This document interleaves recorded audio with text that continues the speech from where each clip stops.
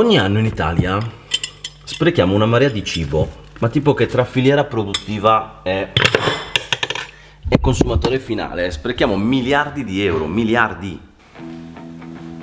Nel 2019 abbiamo raggiunto l'impressionante cifra di 15 miliardi di euro, lo 0,88% del PIL, di cui la maggior parte a causa del consumatore finale, quindi di noi.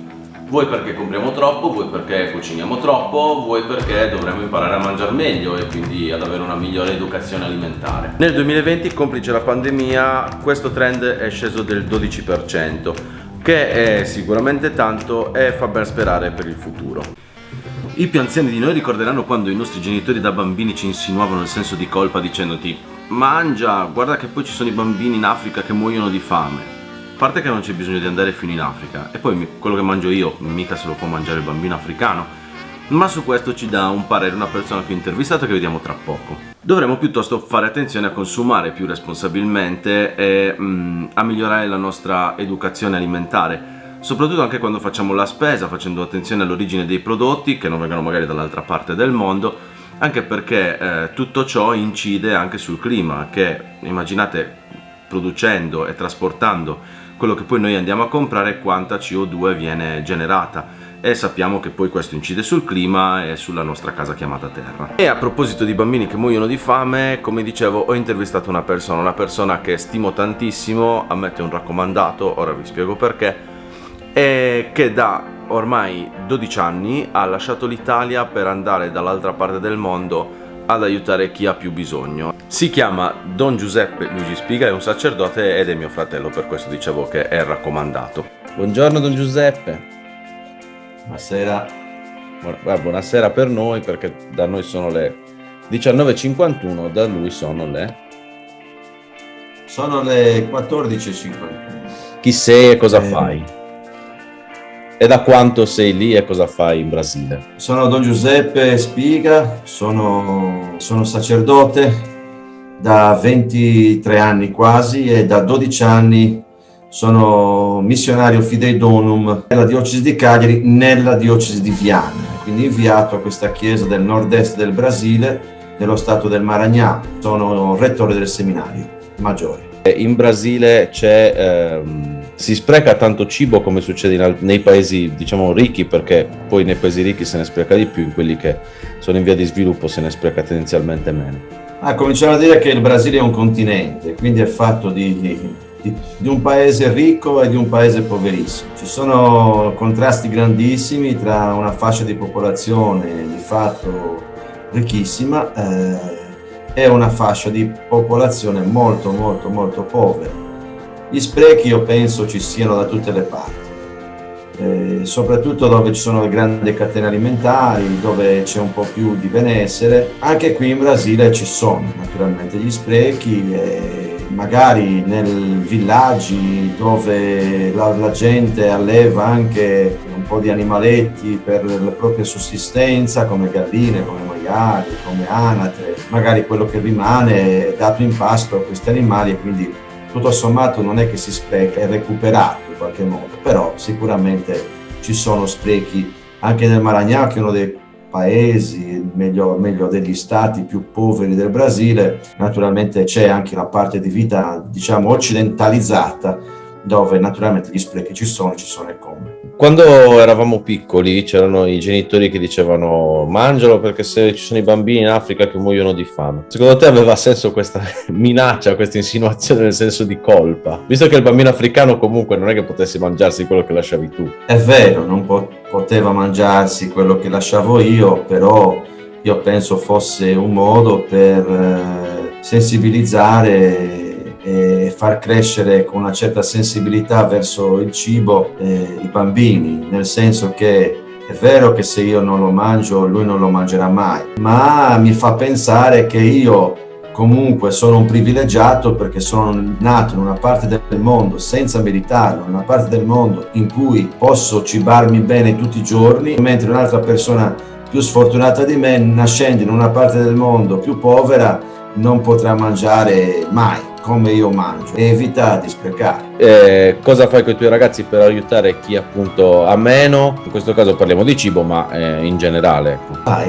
Noi abbiamo quest'anno iniziato il nostro anno seminaristico leggendo e meditando l'enciclica Fratelli Tutti di Papa Francesco, che praticamente dice che siamo tutti fratelli in tutto il mondo, non perché siamo tutti cristiani o perché siamo tutti figli di Dio. E quindi il Papa analizza la parabola del buon samaritano, che racconta di un uomo che è stato assaltato e a bordo strada passano un levite e un sacerdote, lo guardano e vanno oltre senza intervenire. Invece un samaritano lo aiuta. E quindi noi nella riflessione ci siamo detti non basta percepire, o meglio in italiano si dice accorgersi, non basta accorgersi che una persona sta male, bisogna, una volta che sappiamo che sta male, fare qualcosa per aiutarla. Quindi a fianco a noi, sicuramente qui in Brasile, vicino a noi ci sono tante persone che hanno bisogno di aiuto, che abitano in strada, sono chiamati moradores de rua. Noi abbiamo preso l'iniziativa di cucinare un minestrone, un pentolone di minestrone una volta alla settimana, secondo gli orari che ci permettono di farlo, e distribuirla a queste persone il giovedì notte, dando anche una parola di speranza e anche distribuendo acqua, che l'acqua è una delle cose che vanno via più in fretta, le bottigliette d'acqua, perché trovare acqua potabile per chi abita in strada è un po' più difficile, è molto difficile. Grazie mille per l'intervista, grazie mille per quello che fai e che fate con i vostri ragazzi in Brasile. Bene, grazie, buona serata a voi. Ecco, e allora noi cosa potremmo fare per migliorare e sprecare meno? Intanto responsabilizzarci un attimino, anche come dicevo andando a fare la spesa, magari facendo un piano alimentare che aiuta a risparmiare e a consumare meno e a sprecare meno, fare attenzione a quanto cuciniamo e poi potremmo salvare del cibo. E poi sono arrivati i cani come al solito, perché non c'è video senza i cani. E allora arriviamo all'argomento tecnologico di oggi. Si tratta di un'applicazione che si chiama Too Good To Go, la cui mission, la cui finalità è quella di combattere lo spreco alimentare, aiutandoci a risparmiare e aiutando i negozianti a dar via quella merce che è prossima alla scadenza e che altrimenti dovrebbero buttare. Vi basterà prendere il vostro smartphone, andare sul vostro App Store e scaricare l'applicazione Too Good To Go. Registrarvi gratuitamente e, in base alla geolocalizzazione, iniziare a scegliere i negozi e le attività dove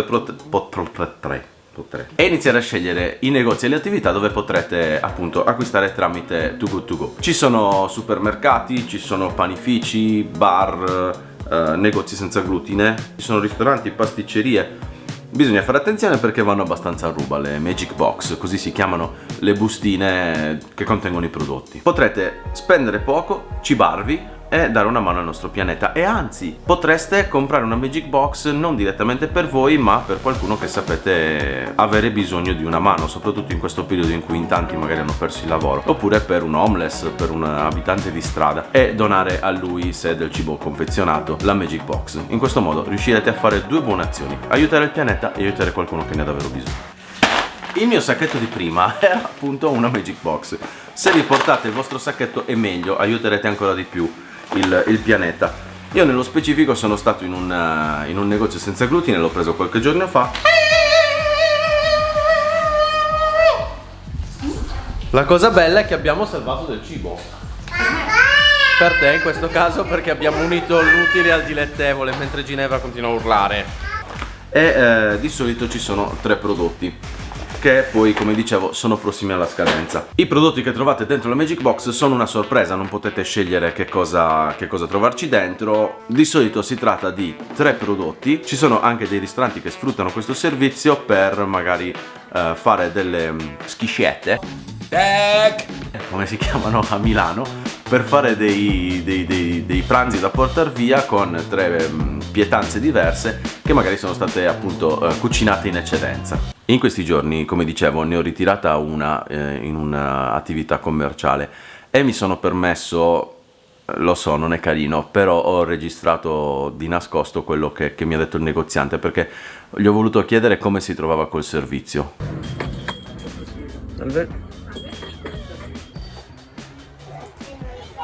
Sì. Ok, grazie. Prego. Posso chiedervi un'informazione su Tugo? Come vi trovate? Bene. A livello di fornitori dall'altra parte.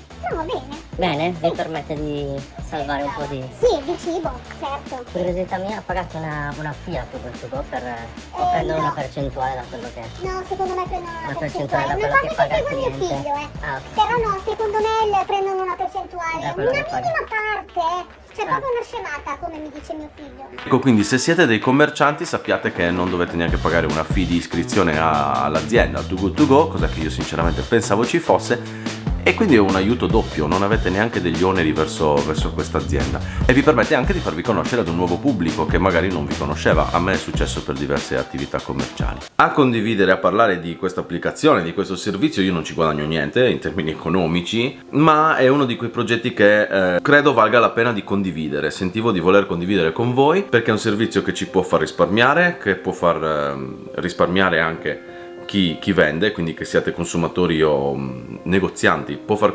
risparmiare entrambi, ma soprattutto ci aiuta anche a sprecare meno e ad aiutare il nostro pianeta. E voi quanto cibo sprecate? Quanto potreste salvarne? Fatemi sapere nei commenti se conoscevate già questa applicazione, se invece andrete a scoprirla, se trovate dei negozi nei vostri dintorni.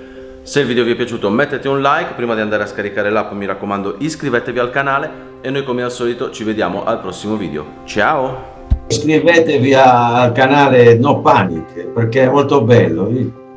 Ci sono tante cose belle sulla informatica, è importante anche Lo tradurremo anche. le nuove forme di comunicazione.